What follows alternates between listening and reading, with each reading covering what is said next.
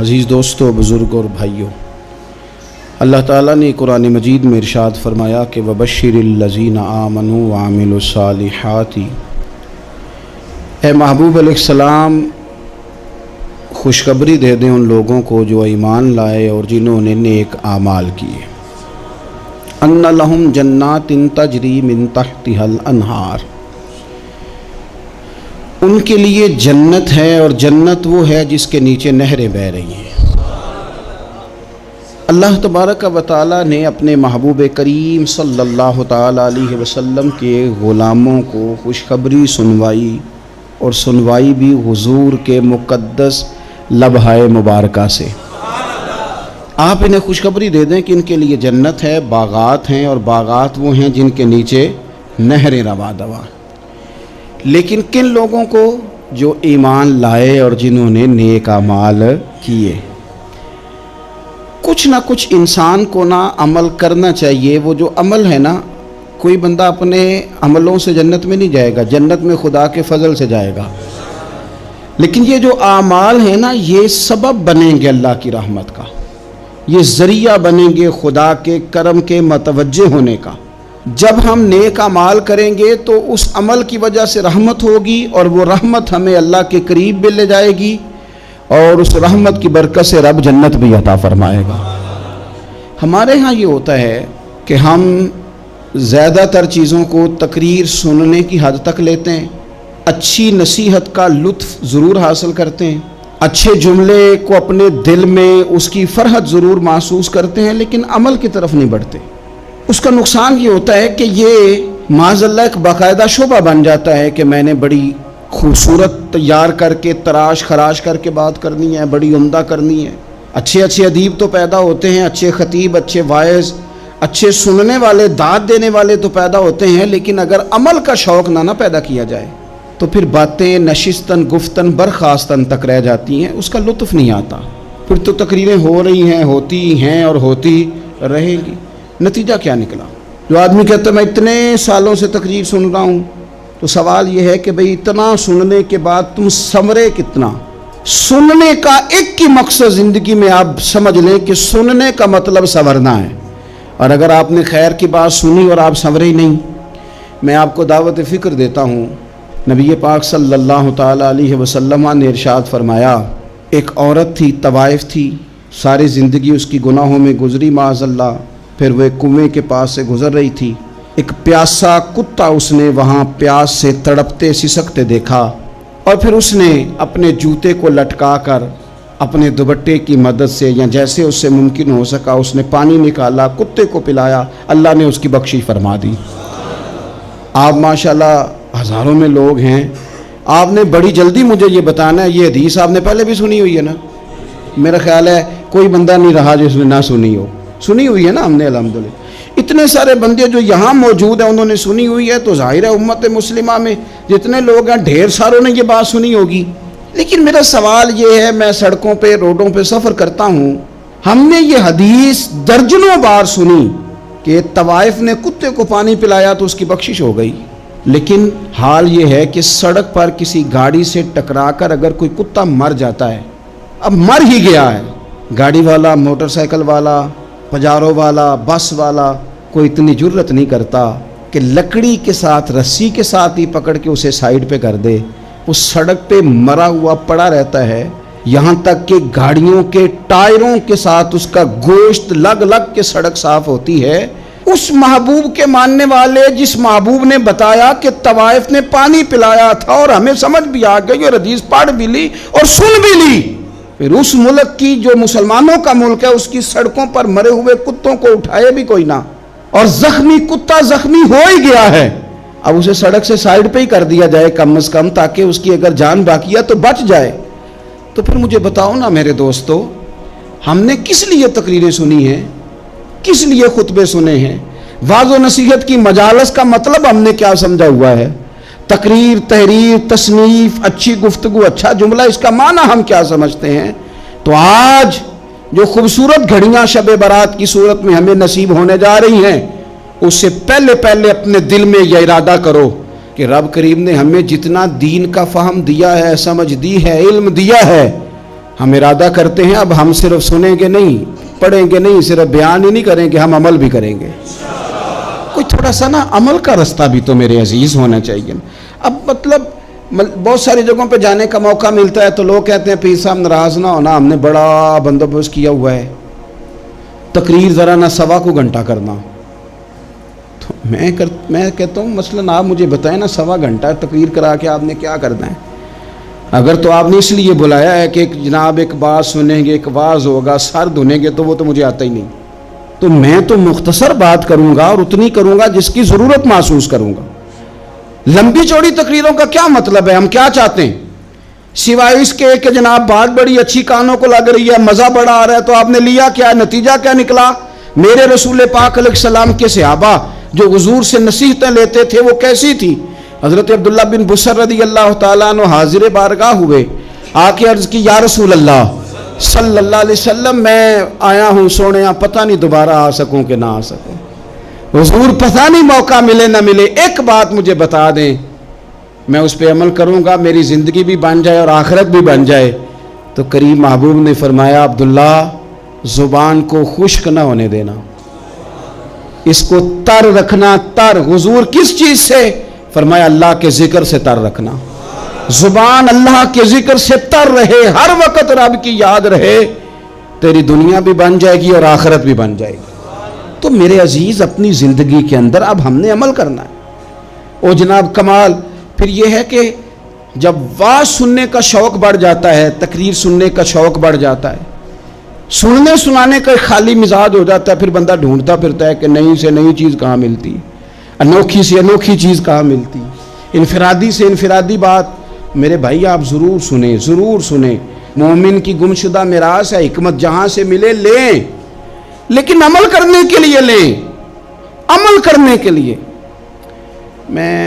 اب میرا دل کرتا ہے اب ہماری چپ سے بھی لوگ سبق سیکھیں۔ حضرت باجزید بستامی فرمایا کرتے تھے جس نے ہماری چپ سے کچھ نہیں سیکھا اس نے ہماری تقریر سے کیا سیکھنا ہے۔ اب تھوڑا سا نا اشاروں کی بولی بھی سمجھیں، اب تھوڑا سا یہ بھی ہو کہ بس بات پوری ہونے نہ پائے اور انسان کی رغبت عمل کی طرف بڑھ جائے، یہ مزاج ہمیں دیا ہے۔ اب تو بھائی آ جائیں آپ، صبح بھی تقریر کر دیں، دوپہر کو بھی تقریر کر دیں، شام کو بھی تقریر کر دیں، تو پھر یہ بھی ہوتا ہے کہ جناب وہ بیان آپ نے جو سنایا تھا نا وہ ذرا دوبارہ سنا دیں۔ تو میں کہتا ہوں پہلے سننے پر عمل ہو گیا تو نہ کریں۔ اب ہمیں تھوڑی باتیں سیکھ کر ان پر عمل کرنا ہے اور آگے بڑھنا ہے۔ بڑی سادی بات میرے ابا جی بتایا کرتے تھے، والا صاحب کہتے ہیں کہ ایک دیہاتی بندہ نہ چلا گیا وہ کسی مولوی صاحب کی تقریر سننے، تو اس زمانے میں آپ کو پتہ ہے یہ واش روم کا مروجہ نظام نہیں ہوتا تھا، تو لوگ کھیتوں میں دوسری جگہوں پہ پیشاب کے لیے جاتے تھے۔ تو مولانا نے ایک احتیاط بیان کی، وہ کہنے لگے کہ پیشاب سخت جگہ پہ نہ کرو زمین پہ بیٹھ کر، ورنہ پیشاب کے چینٹے اڑیں گے، کپڑوں پہ پڑیں گے، اور حدیث میں سخت حکم ہے اس مسئلے۔ تو کوئی نرم جگہ ہو ایسی جہاں پیشاب کریں چھینٹے نہ اڑیں۔ وہ بندہ عمل کرنے والا تھا نا، اس نے میری تقریر سن کے سر دھن کے جانا نہیں تھا، اس نے اتنی ساری ریت لے لی، کپڑے میں باندھ لی، اور وہ اس نے کندھے پہ رکھی ہوئی ہے، جہاں پیشاب کا وقت آتا پہلے ریت بچھاتا، پھر پیشاب کرتا تاکہ میرے کپڑوں پہ نہ پڑے۔ ایک صاحب نے اسے کہا کوئی ہفتے بعد چلو بیان سننے چلیں، تو کہنے لگا میں پہلے پہ عمل کر لوں یہی بڑا ہے، میں نے تو اتنی ساری ریت کندھا تھک گیا ہے میرا، اس دن سے اٹھائی ہے، تو میں نہیں چاہتا کہ نہیں بھی سنوں تو کسی اور جگہ میں۔ یہ تفریح تباہ کے لیے بات کو نہ سمجھیں، اس سادے آدمی نے جو ہمیں سمجھایا مجھے اور آپ کو، اس پر غور کرے کہ کل بھی سنا تھا، پرسوں بھی سنا تھا، پیر صاحب نے ترسوں بھی کہا تھا، شیخ نے پرسوں بھی کہا تھا، پچھلے ہفتے بھی کہا تھا۔ تو نے اگر شیخ کی بھی نہیں سنی، استاد کی بھی نہیں سنی، پیر کی بھی نہیں سنی، اور اس دور کے پیر جو صحیح کام کرنے والے ہیں، استاد جو صحیح کام کرنے، مجبور ہو گئے ہیں بیچارے، کہتے ہیں کس کی تربیت کریں، کس درد سے کہا تھا حضرت سلطان باؤ نے، وہ کہتے ہیں اور رب دا طالب کوئی بھی نہیں ملیا، اتے جو ملے ہے طالب زردہ ہو۔ یہ تو آئے ہیں کاروبار سیدھا کرنے، فوٹو کھچوانے، فلاں کام کے لیے، یہ تو وہ جو ہم دینا چاہتے ہیں اس کا تو مزاج ہی نہیں۔ پہلے بھی میں نے کہا تھا، پھر کہتا ہوں مجھے شوق نہیں ہے، خدا مجھے معاف کر دے اس دن سے پہلے جس دن یہ شوق ہو کہ میں سویرے جاؤں گا تو نوٹ لاؤں گا، تو شام جاؤں گا تو نوٹ لاؤں گا۔ یہ شوق نہیں ہے، طبیعت نہیں ہے، من نہیں چاہتا۔ لیکن یہ کہ یہاں بھی آ جائیں خطاب کر دیں یہاں بھی، او خدا کے بندو ہم کہاں اس قابل ہیں ہم خطاب کریں؟ ہم نے تو نا جی ایک اذان دینی شروع کی ہوئی، صبح و شام ایک اذان پڑھتے ہیں، ہے یہ پیغام حضرت احمد رضا کہ بارگاہ نبی کے رہو با وفا۔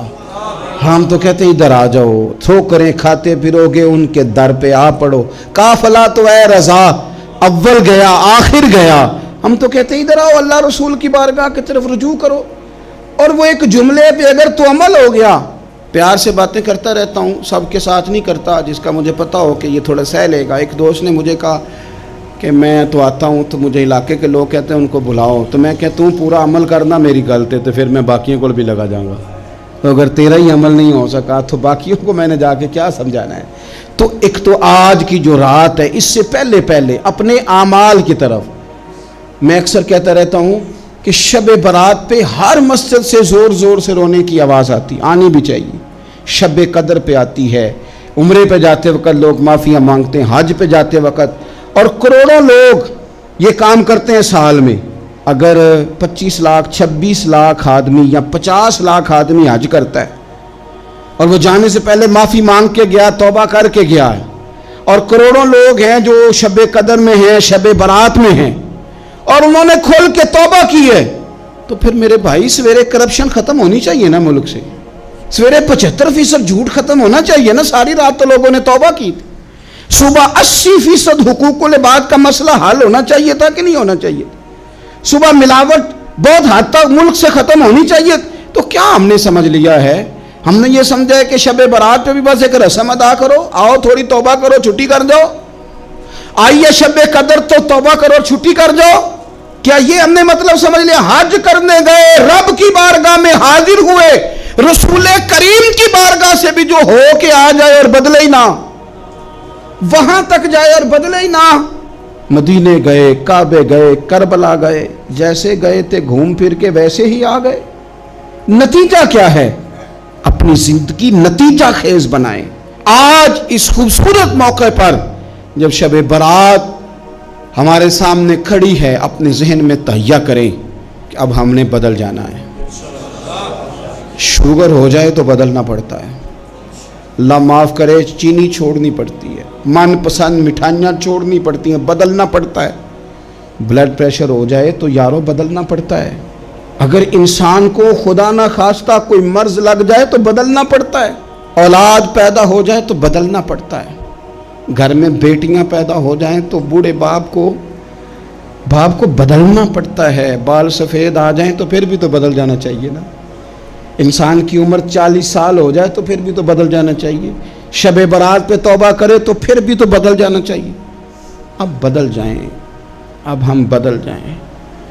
اب نہ درد ہوتی ہے، گاڑی میں بیٹھیں تو کمر پہ درد ہوتی ہے، اب ہم بدل جائیں۔ اب لوگ بتاتے ہیں تیرے بال سفید ہونے لگ گئے، اب ہم بدل جائیں۔ اب لوگ ہمیں کہتے ہیں بچے جوان ہو گئے، اب ہم بدل جائیں نا یارو۔ اب لوگ ہمیں کہتے ہیں کہ اوہو اب تو آپ اٹھتے وقت زمین پہ پہلے ہاتھ رکھتے ہیں پھر اٹھتے ہیں، اب بدل نہ جائیں۔ اب محسوس ہوتا ہے کہ نیند گہری نہیں آتی، اب محسوس ہوتا ہے کہیں کہیں جسم میں تکلیف ہے، اب بدل نہ جائیں۔ اب نہ کئی کلاس فیلو چلے گئے دنیا چھوڑ کے، بدل نہ جائیں۔ اپنے بہن بھائیوں میں سے کئیوں کا جنازہ پڑا، بدل نہ جائیں۔ ہم میں سے کئیوں نے ماں باپ دفن کر دیے، پھول ڈال دیے قبروں پہ، بدل جائیں۔ اب وقت تھوڑا رہ گیا، اب کچھ تبدیلی کی طرف آئیں، اب توبہ صحیح والی کر لیں، اب استغفار دل سے پڑھ لیں، اب تبدیل ہو جائیں، اب اپنے اندر باہر کچھ تبدیلیاں لائیں، اب اپنے ظاہر اور باطن کو سنواریں۔ اب اللہ رسول کی بارگاہ میں جانا ہے نا، تو کہیں ایسا نہ ہو شرم آئے حضور کے سامنے کھڑے ہوتے، حیا آئے نبی کریم کی بارگاہ میں کھڑے ہوتے۔ اب کچھ تبدیلی لائیں، آج ارادہ کریں کہ آج جو توبہ کریں گے وہ صحیح والی کریں گے، آج جو وہاں استغفار کریں گے اللہ کے حضور حاضر ہو کے تو وہ صحیح والا کریں گے۔ اب کچھ تبدیلی کا مزاج لائیں۔ اور پھر ایک اور بات بھی عرض کروں، ہمارے ذاتی تعلقات سارے دھوکہ ہیں، ہماری جیبوں میں مال سارا دھوکہ ہے، ہمارے بلند و باغ دعوے سارے دھوکہ ہیں، ہمارے بڑے بڑے رتبے سارے دھوکہ ہیں۔ بڑے تعلقات تھے بیٹے کے، پر ماں بیمار تھی تو اسے صحت تو نہیں تعلقات کی وجہ سے مل سکی۔ بڑے تعلقات تھے نا بیٹے کے، لیکن جب بیماری زور پکڑ گئی تو پھر کیا کر سکا کوئی۔ بڑے تعلقات تھے، بڑا پیسہ تھا جیب میں، بڑا کچھ تھا، لیکن جب جناب اسرائیل آئے تو پھر کوئی کچھ بھی نہ کر سکا، پھر اپنے رہ گئے، اور جس کو جانا تھا وہ سب چلے گئے۔ تو یہ جتنی چیزیں ہیں نا، یہ کچھ نہیں ہیں، یہ دھوکہ ہے۔ سچ صرف اللہ رسول کی ذات ہے، حقیقت صرف دین ہے، اصل صرف وہ بارگاہیں ہیں۔ دھوکے میں نہ زندہ رہو، چھوڑ دو یہ بات کرنی کہ بڑے تعلقات ہیں، چھوڑ دو یہ بات کرنی کہ بڑا پیسہ ہے، چھوڑ دو یہ بات کرنی کہ برادری قبیلے علاقے میں بڑا، اور کچھ بھی نہیں ہے۔ کل من علیہ فان، ہوئے نامور بے نشاں کیسے کیسے۔ دیکھو زمین کھا گئی، نوجوان کیسے کیسے۔ میں مولانا نورانی کی قبر پہ کھڑا تھا تو میں کہہ رہا تھا مقدور ہو تو خاک سے پوچھوں کہ اے لئیم تو نے وہ گنج ہائے گرا مایا کیا کیے، اتنے بڑے لوگ تو لے گئی، اتنے بڑے لوگ، اتنے بڑے لوگ قبروں میں کدھر گئے؟ سلطان محمود غزنوی کہاں ہیں؟ شہاب الدین غوری کہاں ہیں؟ وہ لوگ جو میدانوں میں آ کے صرف ان کا نام لیا جاتا تھا تو دنیا کانپ جاتی تھی، وہ کہاں گئے؟ اٹھ گئے سب لوگ، چلے گئے، ختم ہو گیا معاملہ۔ وقت اب ہماری طرف بڑھ رہا ہے، اب تیزی ہے، اب پیغام اجل آیا، کئی ہمارے ارد گرد سے اٹھا کے لے گیا، اب ہمیں بھی تو واپس لوٹنا ہے نا، تو کچھ تیاری کر لیں، کچھ ارادہ کر لیں۔ اور بارگاہ رب رسول کی اس طرح کی ہے کہ بس جانے کی دیر ہے، بس صرف جانے کی دیر ہے، صرف جانے کی۔ اور اللہ رسول کی بارگاہ دوستو وہ والی ہے کہ جہاں نا زیادہ منت بھی نہیں کرنی پڑتی۔ وہ جو 4-5 لوگ تھے نا مکہ مکرمہ میں، انہوں نے بہت ہی اسلام کی مخالفت کی حد کر دی تھی، ان کے لیے حکم ہوا تھا جہاں ملے قتل کر دو۔ اکرمہ تھے، ابن خطل تھے، کچھ اور لوگ تھے، تو پتہ ہے ان کو کسی نے مشورہ کیا دیا تھا؟ کسی کافر نے مشورہ دیا، پر پتہ صلاح کیا دی تھی؟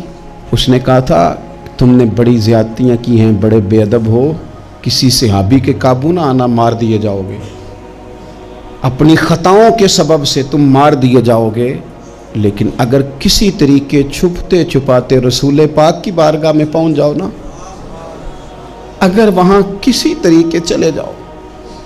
انہوں نے پوچھا معافی کیسے مانگیں گے، منہ کیسے دکھائیں گے، ہم نے اتنے ظلم کیے، اتنی زیادتیاں کی، کیسے معافی مانگیں گے؟ تو کہنے والے نے کہا کہ نہیں کچھ نہیں، تم بس کہہ دینا ہم آ گئے، اس سے زیادہ تو بات ہی کوئی نہیں، اتنا ہی تو صرف کہنا ہے آ گئے، اور نہ آتے تو جاتے بھی کہتے، بس تم اتنا کہہ دینا ان العبد اذا اعترف ثم تاب تاب اللہ علیہ۔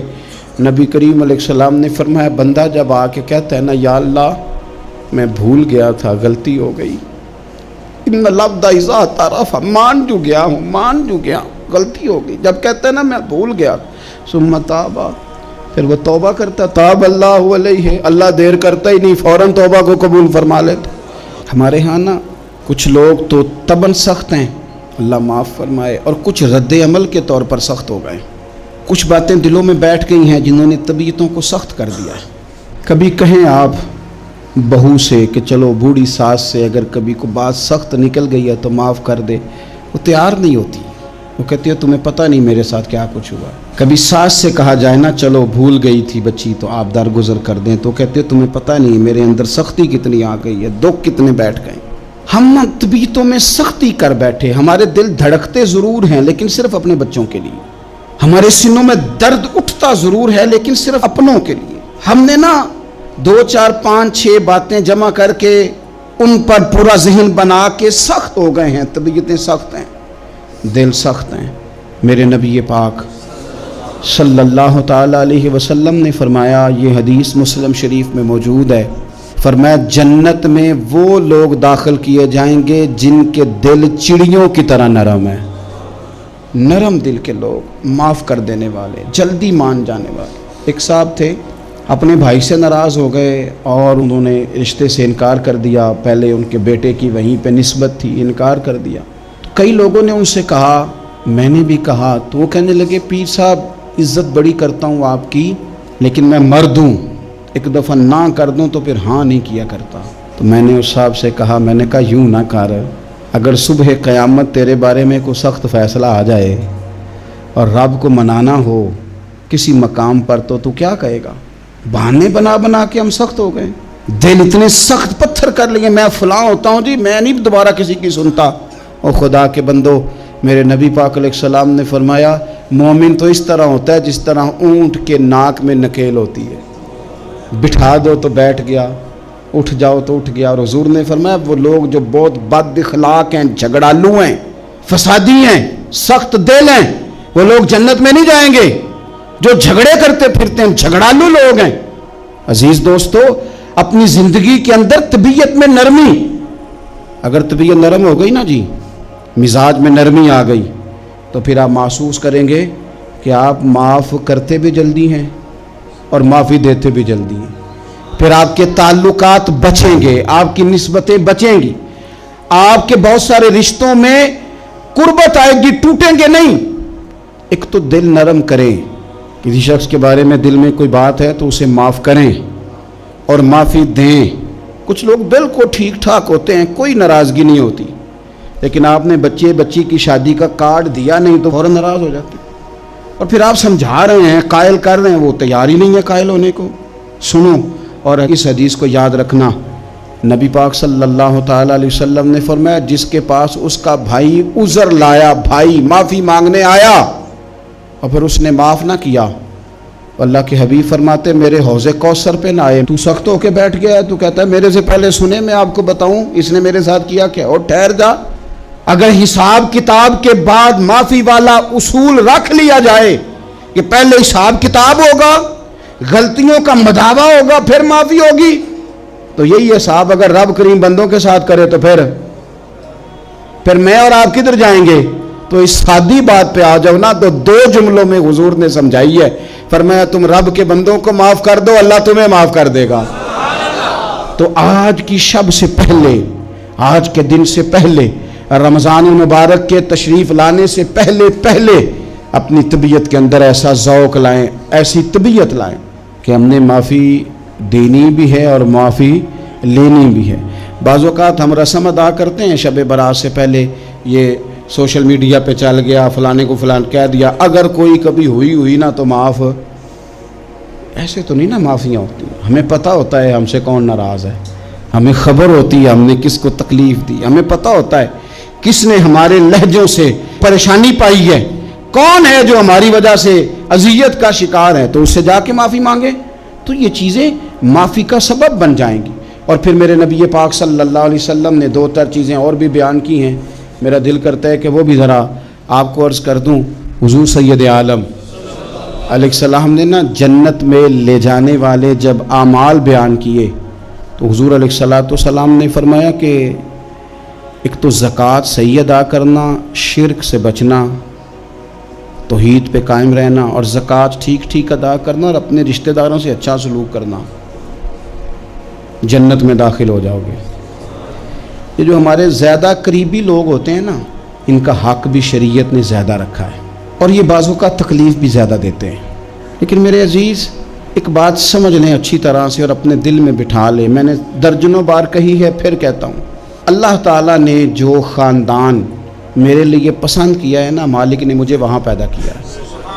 تو جو چچا اللہ نے میرے لیے پسند کیا ہے وہ مجھے بھی پسند ہونا چاہیے, اور جو ماموں اللہ نے میرے لیے پسند کیا ہے وہ مجھے بھی پسند ہونا چاہیے. انسانوں کے اندر کمزوریاں بھی ہوتی ہیں, خوبیاں بھی ہوتی ہیں, لیکن ہمارا یہ مسئلہ بن جاتا ہے کہ ہم نہ صرف کمزوریوں کو ڈسکس کرتے ہیں, خوبیوں کا تذکرہ کرتے ہی نہیں. اپنے مزاج کے اندر اس بات کو آپ نے پیدا کرنا ہے. آج ایک اور ارادہ بھی کریں, ایک اور اپنے ذہن کے اندر بات بھی زیادہ شوق کے ساتھ پیدا کریں. آپ یہ کوشش کریں کہ اپنی صلاحیتوں کو دیکھیں کہ آپ میں کیا خوبی ہے, بولنے کی ہے, لکھنے کی ہے, مال خرچ کرنے کی ہے, کسی کو پیغام دینے کی ہے. مسجد نبوی شریف میں ایک بی بی صرف جھاڑو خالی دیتی تھی، بیمار ہو گئی تو سرکار تیمارداری کرنے گئے اور صحابہ نے حضور کو اطلاع دیے بغیر تدفین کر دی، جنازہ پڑھا دیا، تو حضور نے قبر پہ کھڑے ہو کے دوبارہ جنازہ پڑھایا۔ اپنے وجود کو بیکار نہیں رکھنا، اس سے کوئی کام لیں۔ اللہ فرماتے ہیں افحسبتم انما خلقناکم عبثا وانکم الینا لا ترجعون، فرمایا تم کیا سمجھتے ہو ہم نے تمہیں بیکار پیدا کیا ہے، اور کیا سمجھتے ہو تم نے لوٹ کر ہمارے پاس آنا نہیں؟ ایک ذرہ بھی تو بیکار نہیں ہو سکتا، لہذا میں کسی شخص سے بیزار نہیں ہو سکتا۔ اپنی اس صلاحیت کو ضائع نہ کریں۔ ہم نہ بہت سارا وقت ضائع کر رہے ہیں، ادھر ادھر موبائل کھول لیا، دیر تک فلانی چیز دیکھی، پھر فلانی دیکھی، پھر فلانی بحث کی۔ تو اپنے آپ سے نہ کچھ کام لیں، کچھ خدمات کریں۔ ہم زیادہ وقت لوگوں کا انٹرویو کرنے میں ضائع کرتے ہیں، دوسروں کی تفصیلات حاصل کرنے میں وقت ضائع کرتے ہیں، لوگوں کا دھیان رکھنے میں وقت ضائع کرتے ہیں۔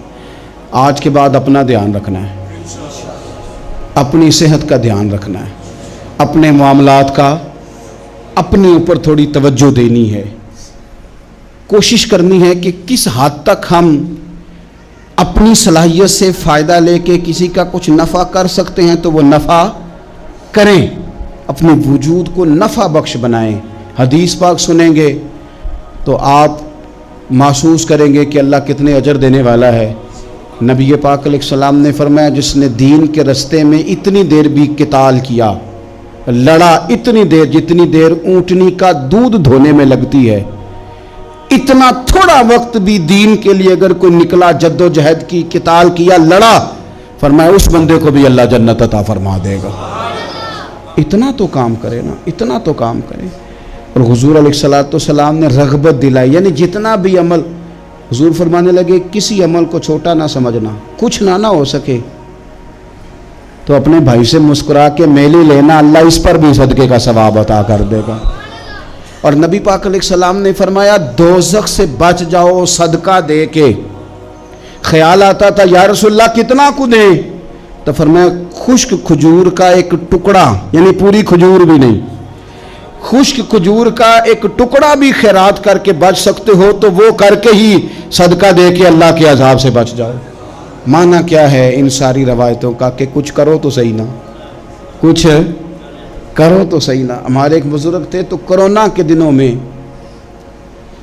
انہوں نے ایک جملہ کہا، کہنے لگے یہ کرونا پتہ تمہیں کیا کہنے آیا ہے؟ کہنے آیا ہے کہ بیماریاں آ رہی ہیں، حالات خراب ہیں، یہ کرونا نہیں، یہ کہتا ہے کچھ کرو نا، کچھ اللہ اللہ کرو نا، فارغ نہ بیٹھو، دیکھو کیسے لوگ ڈھیروں کے ڈھیروں اب جا رہے ہیں، اب کچھ کرنا ہے انشاءاللہ تعالی، اب کچھ وقت ضائع نہیں کرنا اور زندگی میں کچھ۔ میں کہہ چکا ہوں کہ ایک بندے کو بھی اللہ نے بیکار نہیں پیدا کیا، ہم نے خود اپنے آپ کو بیکار کر لیا۔ اپنے آپ کو بیکار نہ کریں۔ جب رب کہتا فحسبتم انما خلقناکم عبث، کیا تم سمجھتے ہو میں نے تمہیں بیکار پیدا کیے؟ آپ لوگ بڑے کام کے ہیں، بس اپنے آپ کو پہچانے۔ اقبال کہنے لگے عجب نہیں کہ خدا تک تیری رسائی ہو اور تیری نظر سے تو پوشیدہ ہے آدمی کا مقام، تو بندے کو نہیں سمجھ سکا تو وہاں تک تو کیسے جائے گا؟ اپنے آپ کو پہچانے۔ یہ جو کہتے ہیں نا مجھ سے کچھ بھی نہیں ہوتا، ناراض تو نہیں ہو جائیں گے؟ یہ کچھ کرنا نہیں چاہتے، یہ صرف ادھر ادھر دھیان رکھ کے ایک فوٹو چڑھا کے ادھر بھاگ ادھر اپنے نفس کو راضی کرتے ہیں۔ نفس بس کہہ رہا ہے آج یہ کر لو تو وہ کر لیا، ادھر دیکھ لو تو ادھر دیکھ لو۔ اس سے نکلیں، مثبت، مضبوط، مستحکم ارادے کریں اور پھر چل نکلیں۔ لڑنا شرط ہوتا ہے، جیتنا شرط نہیں ہوتا۔ تاریخ یہ نہیں دیکھتی کہ جیتا کون کون، تاریخ یہ دیکھتی ہے کہ لڑا کون کون، میدان میں کون کون رہا۔ اللہ بدر میں کامیابیاں دیتا ہے، احد میں کئی دفعہ کہتا ہے واپس پلٹو، خندق آئے گی تو پھر کامیابیاں مل جائیں گی، خیبر آئے گا تو پھر کامیابیاں مل جائیں گی۔ تو اس لیے ہمیشہ جیتنا ہی ضروری نہیں، لڑنا ضروری ہے۔ ہمت کریں، کوشش کریں۔ اللہ تعالیٰ آپ سب کو جزائے خیر عطا فرمائے۔ آخر دعوانا ان الحمدللہ رب العالمین۔